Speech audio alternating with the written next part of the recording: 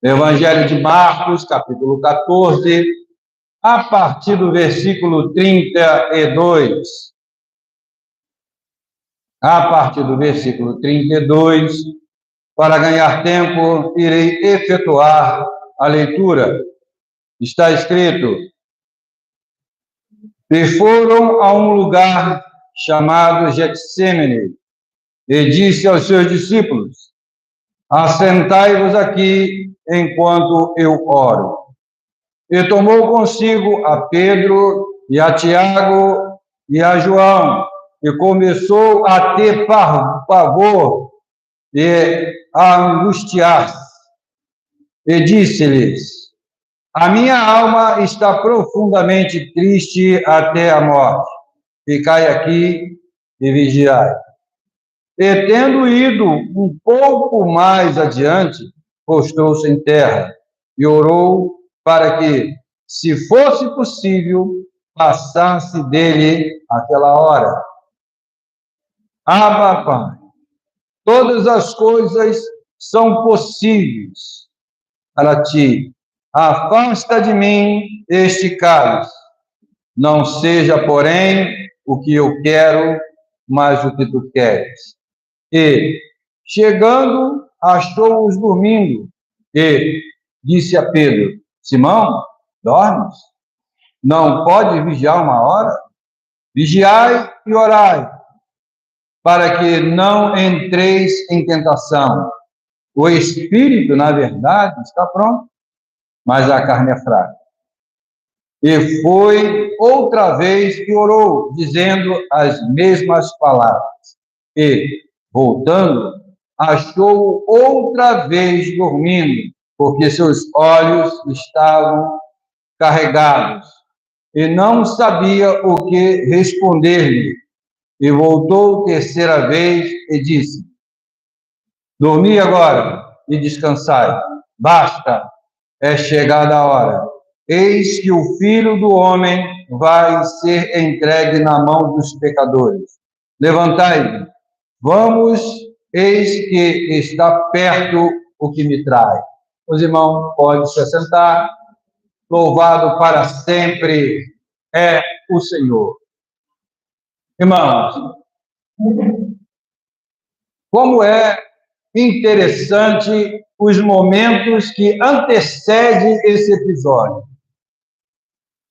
Os momentos que antecederam esse episódio do Getsêmani é aquele momento em que Jesus ele está na companhia dos seus discípulos, participando daquilo que conhecemos como a última ceia. A ceia na qual, no Evangelho de João, haverá uma extensa relação ou uma extensa preleção de João, relatando todas as coisas daqueles momentos íntimos entre os discípulos e Jesus. Nessa ocasião, Jesus aproveitou e passou grandes e profundos ensinamentos que se fazem necessários ser observados agora e sempre.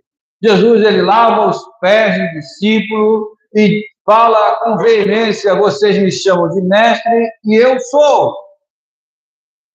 E se eu sou mestre, ele está dando o exemplo. Por isso, irmãos, é o momento em que Jesus ele está interessado em transmitir para os discípulos aquilo que vai ser necessário para eles efetuarem um ministério abençoado, um ministério no qual o nome do Senhor iria ser glorificado, porque Jesus, durante toda a sua trajetória, ele viveu grandes afrontas, perseguição, calúnias, difamação, todo tipo de assuntos que não tinham nada a ver com o Evangelho. Os religiosos o perseguiam, as pessoas o oprimiam, as pessoas queriam levá-lo para um contexto diferente, achando que ele era aquele que iria trazer a revolução para o povo judeu. Na verdade, Jesus estava preparando os seus discípulos para o reino que haveria de vir e há de vir ainda. O reino messiânico irá um dia acontecer, mas não era essa a oportunidade para Jesus passar para os seus discípulos essa história, essa verdade do reino vindouro, do milênio que acontecerá um dia. Agora era hora de preparar os discípulos. O desafio era grande. Irmãos, Jesus ele vai procurar fazer com que seus discípulos entendam que a missão não é uma missão qualquer. Quando se trata, irmão, de ganhar almas, quando se trata de tirar almas do domínio das trevas, não é uma tarefa fácil. Não é algo que você faz com facilidade. Uma coisa é você atrair multidões. Jesus atraía muita multidão. A multidão o seguia. A multidão queria ouvir o que ele falava. Mas apenas algumas pessoas se mantiveram fiéis. Diz o Evangelho, né? João não, Lucas ele vai falar em Atos dos Apóstolos que 500 pessoas estavam ali presentes quando Jesus foi assunto ao céu. Quando ele fala isso, ele também vai dizer que lá no cenáculo, dos 500 ficaram apenas 120. Então, irmãos, a multidão nunca foi o foco de Jesus. A multidão, ela é importante, mas Deus está interessado naqueles que vão dar bom testemunho do seu nome, daqueles que vão representar o seu reino, daqueles que vão se tornar os seus arautos aqui nessa terra, os seus embaixadores. E para isso, irmãos, é necessário seguir aquilo que ele traçou, aquilo que ele ensinou, e foi dentro dessa última ceia que a gente aprende muita coisa. Nós mesmos aqui na igreja, nós passamos algumas semanas debruçados no capítulo 15 de João, falando sobre o episódio da videira verdadeira, de quanto ensinamento Jesus estava transferindo para os seus discípulos naquela hora. Portanto, irmãos, agora o cenário é outro. Ele estava dentro de um ambiente de comunhão. Ele estava dentro de um ambiente cercado de pessoas que declaravam fidelidade. Pedro chegou a dizer que se os outros abandonassem Jesus, ele não abandonaria. E se fosse necessário, ele morreria por Jesus. E Jesus ali faz aquela advertência para ele: olha, você ainda hoje vai me negar 3 vezes. Já é um ensinamento, irmãos, para nós atentarmos para as nossas precipitações, para as nossas euforias, quando a nós, no ímpeto de servir a Deus, nós queremos avançar, queremos ir, nós queremos fazer, nós queremos realizar, nós assumimos compromisso, nós dizemos: Senhor, pode contar comigo, envia-me a mim, mas quando chega a hora de ir, e quando chega o momento de fazer a obra, irmãos, que as lutas vêm, as batalhas vêm, o povo corre. Aconteceu com Jesus. Aconteceu com Jesus. Ele estava na companhia dos seus discípulos, momento de comunhão, momento de, por que não dizer, um lazer. Era algo que eles estavam celebrando ali, a última ceia do Senhor aqui na terra. E agora, Jesus sabe que chegou a hora. Judas já tinha se retirado para poder traí-lo. para vendê-lo.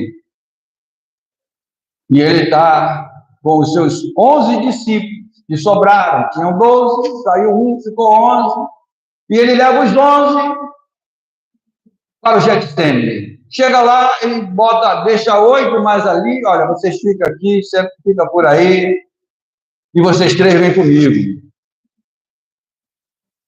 Essa seletividade de Jesus não é porque os outros eram descartados, desnecessários, não. Jesus, ele mostra que momentos de angústia e de grandes batalhas não se trava com multidões. Paulo entendia isso, ele falava que as batalhas que a gente enfrenta é no mundo espiritual.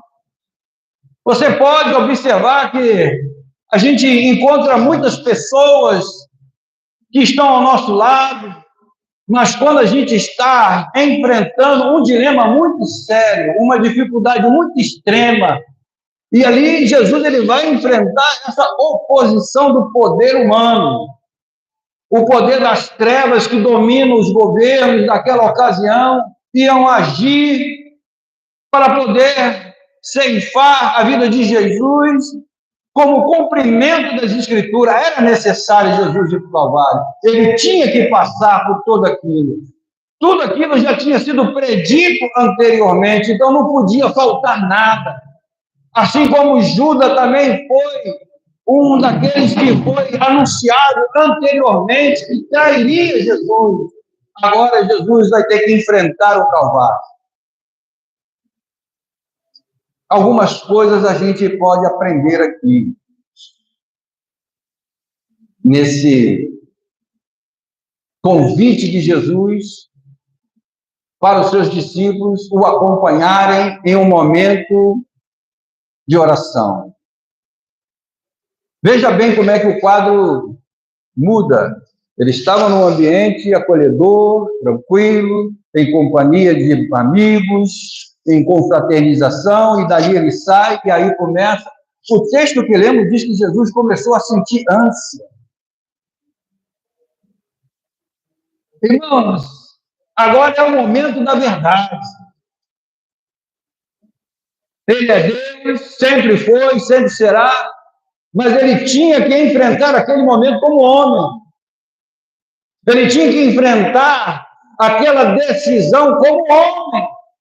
Ainda que o Espírito Santo habitasse nele, ainda que os anjos o viessem dar aconchego a ele, mas no momento era para alguém agir e tomar a decisão como homem. Irmãos, e todo homem sente medo quando está diante da possibilidade da morte. Todo homem que, saindo de um ambiente acolhedor, tranquilo, vai ter que encarar um juízo, vai ter que encarar uma injustiça, vai ter que enfrentar todo aquele processo de punição que representava, toda aquela punição era uma representação da justiça de Deus ao pecado do homem, para que o homem se tornasse justificável através de Jesus. Não é fácil.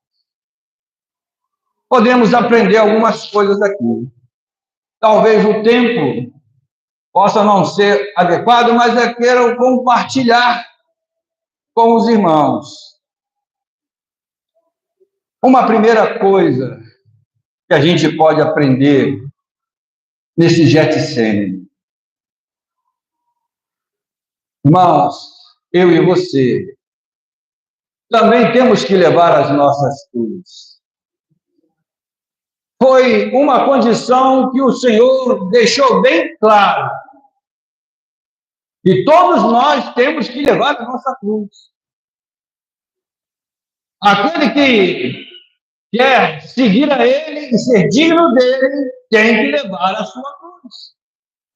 Isso indica que haverá também um calvário, um sacrifício de nossa parte que deve ser efetuado por nós. Onde nós estaremos em algumas ocasiões em situação de grande dificuldade, em situação aonde você terá que tomar decisões. E a melhor forma de você tomar decisões, irmãos, é buscando a Deus. Quando o assunto for sério, quando o assunto exige empenho e dedicação, então é a hora de você fazer o que Jesus fez. Jesus, ele estava acostumado a orar nesse lugar, mas agora, irmão, ele procura fazer isso de uma forma diferente. E aqui fica essa indicação para nós, nesses momentos difíceis da nossa vida. Quem já passou, irmão, já vivi tempos difíceis. Já vivi tempos difíceis. Logo depois de eu ter casado, desempregado, situação difícil, pagando aluguel atrasado. Sabe, irmão, tem coisas que a gente vive. E aí teve uma madrugada que eu levantei. Irmão, já não sabia mais o que falar para Deus. Veja bem, e o texto que nós lemos, Jesus ele vai repetir as mesmas palavras em sua oração. É o que o texto narra para nós. Jesus, ele vai colocar, vai, tu pode tudo, mas todavia, não se faça a minha vontade. Se quiser, passa de mim esse cálice, mas estou aqui para cumprir a tua vontade. E a vontade de Deus era irrevogável. A vontade de Deus, como João narra no seu Evangelho, no capítulo 3, no versículo 16, que é considerado o texto áureo da Bíblia, que Deus amou o mundo de tal maneira que deu o seu Filho unigênito, para que todo aquele que nele crê não pereça, mas tenha vida eterna. Não havia outro caminho. E aí, irmãos, precisamos seguir esse exemplo de Jesus. Há momentos que nós temos que procurar um lugar a sós com Deus. E eu fiz isso naquela madrugada, não sabia mais o que falar, orei, chorei. Se você não acredita, irmão, então eu peço para você buscar a Deus com o seu coração quebrantado, e você vai ouvir Ele falar. Nós temos um Deus que fala de verdade. Não é só através das outras pessoas, nem através das pregações ou das revelações. Deus fala de forma audível e você ouve a voz. E eu ouvi aquela voz dizer para mim, faça um propósito comigo. E só falou isso, irmão. Naquele momento, eu já sabia que o meu problema estava resolvido. Quando eu ouvi Deus falar comigo, faça um propósito, eu já sabia, irmão, já levantei daquela oração feliz. Falei, meu problema agora tem alguém que vai pelejar por mim. E quando Deus peleja, irmão, em uma semana eu já estava empregado. É assim que Deus faz. Então haverá dias em que nós vamos enfrentar dificuldades. E existem muitas. Casamentos, relacionamento com filhos, coisas que vão exigir atitudes de nossa parte. Antes de tomar, siga esse exemplo.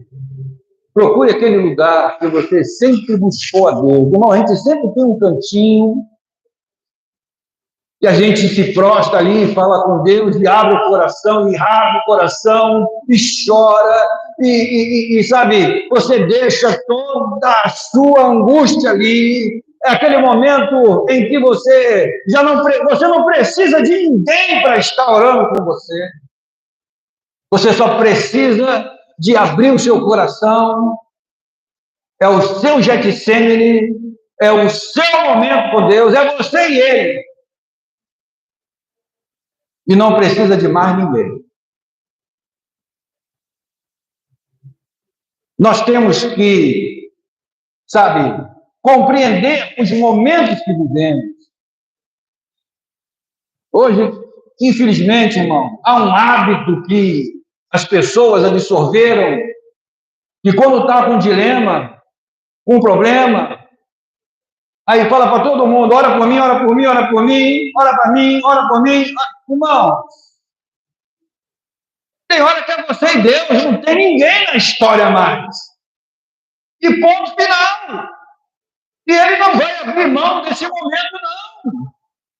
Ele vai esperar você lá naquele cantinho para você prostar diante dele e se curvar e se render e dizer para ele com as suas próprias palavras, como Jesus disse, ó, se possível, passa de mim esse cálice. Todavia, não se faça a minha vontade. Amém? Esse é um primeiro momento em que a gente pode absorver esse ensinamento de Getsêmani. Nós vamos enfrentar, irmão, os nossos calvários, porque todo aquele que carrega a sua cruz vai ter que um dia se apresentar como um sacrifício para Deus, como Jesus o fez. Amém? Glória a Deus. Irmãos, parece estranho, mas há uma segunda. Eu já falei um pouquinho, mas eu quero enfatizar um pouco mais essa questão do estar sozinho. E aqui fica como uma segunda dica, ou um segundo conselho, que você assim bem o entenda. Você sabia que quando você está só, ajuda você a clamar com mais sinceridade? Ajuda você a clamar com mais vontade? Às vezes, quando a gente está orando com as pessoas, a gente está mais preocupado com o que a gente vai falar. Para aquele que está nos ouvindo ali do nosso lado, o que ele vai pensar de mim, se eu estou orando desse jeito, se eu estou falando assim com Deus. Jesus aqui está pedindo para o Pai, se possível, eu não quero saber dessa história, não quero passar por isso, não, se possível. Mas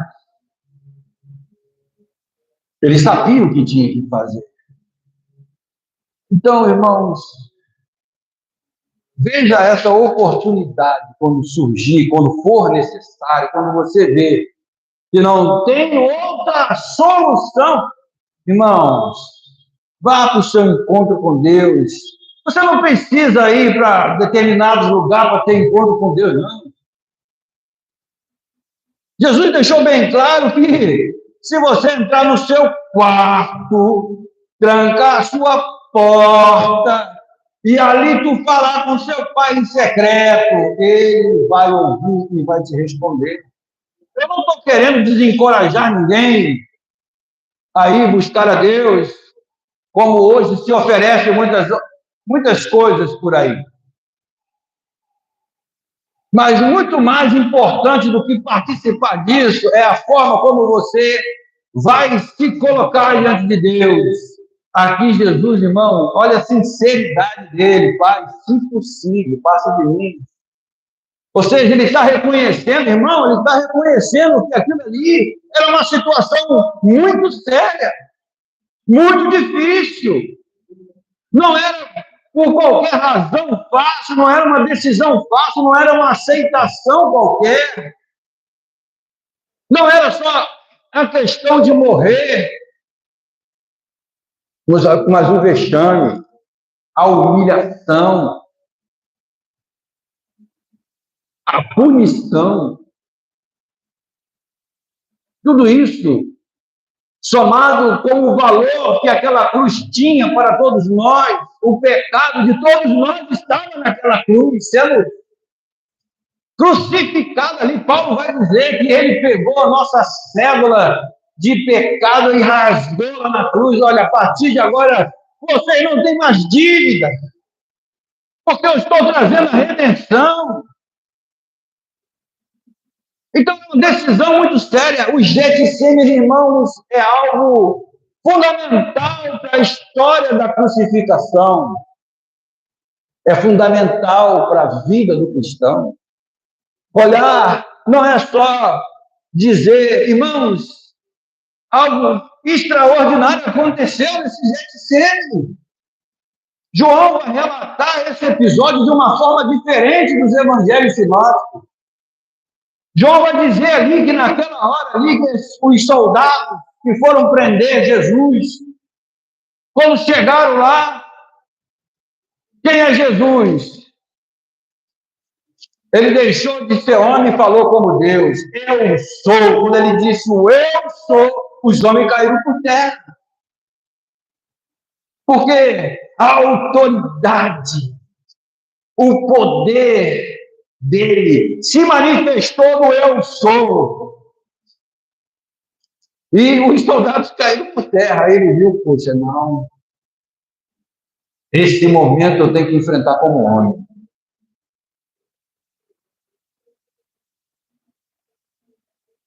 Pedro quis degladiar um soldado, arrancou a orelha de um.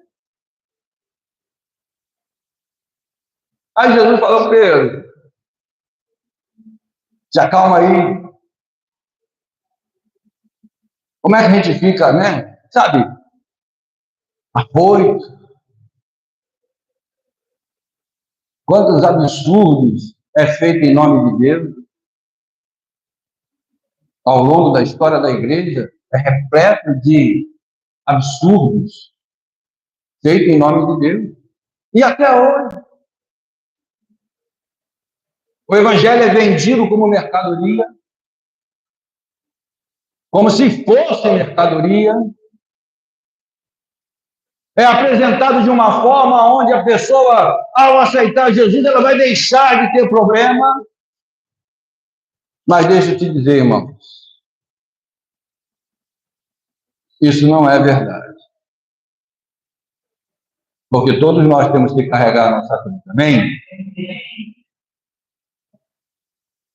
Um outro ensinamento que você observa aqui, irmãos, Jesus, ele não criticou, ele só, poxa, Pedro, você não pode vigiar comigo 1 hora? Só. Você que queria matar e morrer por mim, agora, aí, né, vencido pelo sono.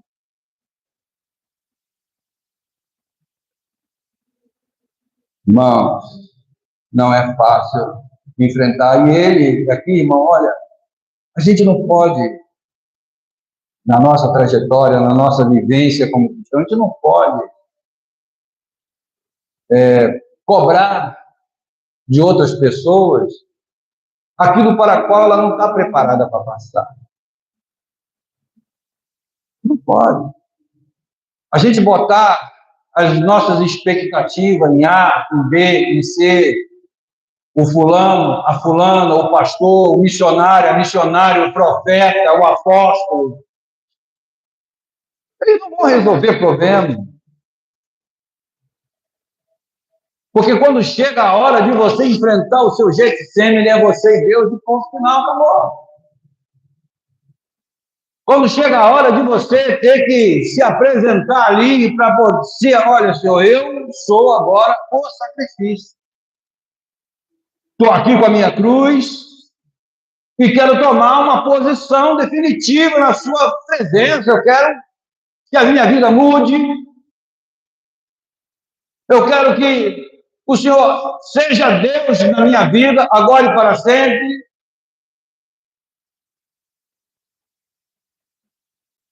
Depois desse episódio, Pedro ele vai viver a experiência mais marcante e importante da vida dele. Você vê como, dentro desse episódio, a importância desse personagem chamado Pedro. Os outros São presentes, são, mas Pedro era aquele que Jesus estava trabalhando ele, porque ele ia se tornar o líder. Ele ia se tornar o líder dos outros, ele se tornou a referência. Tudo era Pedro, tudo era Pedro. Então Jesus, né? Nosso irmão aqui falou a respeito da ocasião em que Pedro negou, né? E Jesus queria ele lá, porque ele era importante no plano de Deus. E talvez eu e você não entenda, ou não compreenda até agora, por que a gente está vivendo determinados dilemas? Por que a gente está passando por certas situações que estão exigindo de nós uma decisão, uma posição, um momento a sós com Deus? E se a gente ficar adiando esse momento de ir ao encontro do Senhor, ao nosso Getsêmani, aquele momento em que você vai ter que chegar diante dele, Senhor, o que tu quer de mim? Qual é o plano que tu tem? Como é que o Senhor vai trabalhar? Qual vai ser o meu destino? Qual é a obra que o Senhor quer exercer na minha vida? Eu vou ficar assim para sempre? Eu vou sempre ser essa mesma pessoa? Eu nunca vou mudar, eu nunca vou melhorar, eu nunca vou ser teu servo, eu nunca vou dar um testemunho verdadeiro de ti.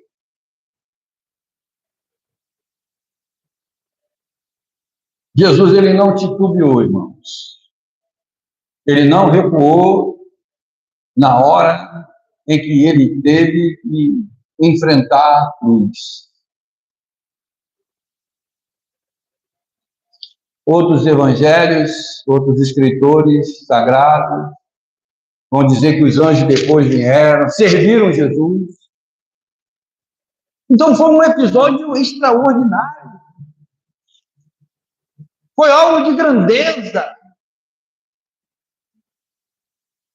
Foi um momento determinante.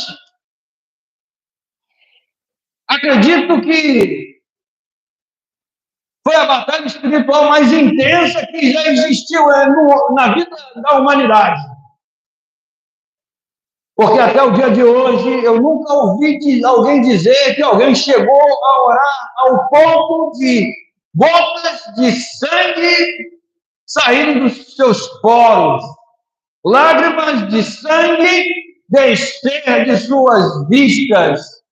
A intensidade da batalha era grande, a entrega era total, não era apenas uma vitória para um emprego, para uma cura ou para qualquer outra situação, era a história da humanidade que estava em jogo, era a minha e a sua salvação. E de lá para cá, milhões e milhões e milhões de vidas foram alcançadas porque ele viveu aquele momento com os discípulos, aconchegantes, mas não deixou de perder o foco na grande missão. E pode ter certeza, irmãos, Deus tem uma missão para cada um de nós. Talvez a sua missão seja se tornar um exemplo para o seu filho. Talvez você nunca vai subir num púlpito para pregar. Talvez a sua missão possa se tornar um intercessor, aquele que não aparece nos eventos, mas é aquele que está sempre com seus joelhos dobrados, intercedendo e orando para que a igreja, a salvação aconteça. Precisamos de intercessores, precisamos de pessoas que, queiram aceitar esse comprometimento. Quem sabe eu, você ou qualquer um dos que estão aqui hoje presentes, Deus separou para ser um intercessor. Irmãos, e aqui eu finalizo a minha palavra, porque o intercessor, irmão, é um dos dos obreiros mais importantes, das ferramentas mais importantes de Deus na história. Daniel foi o intercessor.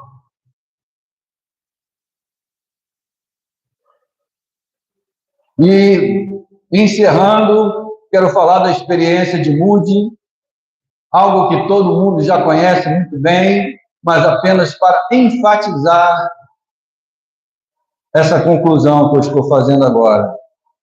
Moody pregou numa cidade, ele foi lá naquela cidade, pregou, e quando fez o apelo, diz os historiadores que 400 pessoas aceitaram Jesus. E ele não entendeu aquilo, e mandou todo mundo sentar, e apresentou o evangelho de uma forma mais séria, onde as pessoas tinham que ter mais comprometimento. E, para a surpresa dele, depois que ele terminou a pregação, fez bater as 400 pessoas, reafirmaram a sua decisão de seguir Jesus. Ele também, aí eu vou bater mais do ele. E mandou sentar e pregou de novo, apresentando o evangelho como uma coisa difícil de se viver, de se praticar, de se submeter, e ainda assim, as 400 pessoas reafirmaram que queriam aceitar Jesus. Então, ele foi à casa de uma anciã, de uma senhora paraplégica, que não tinha condições de andar. E quando ele entrou na casa dela, aqui tem uma irmãzinha aqui, ela quer falar com o senhor. Quando ele entrou na casa dela, segundo os historiadores desse episódio, disse assim: olha, eu sabia que você ia vir. E ela falando para nós, porque há 12 anos, agora 12, 10, isso não importa. Ela, há muito tempo que eu estou orando para Deus te trazer aqui para ganhar essas almas para Jesus.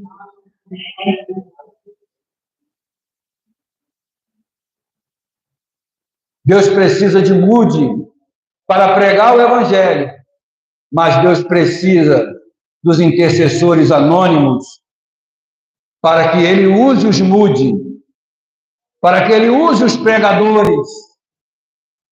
Pregador que não tiver intercessor, ele pode até falar bem, ele pode até ter eloquência, mas o resultado não é bom. Que Deus abençoe os irmãos, que os irmãos possam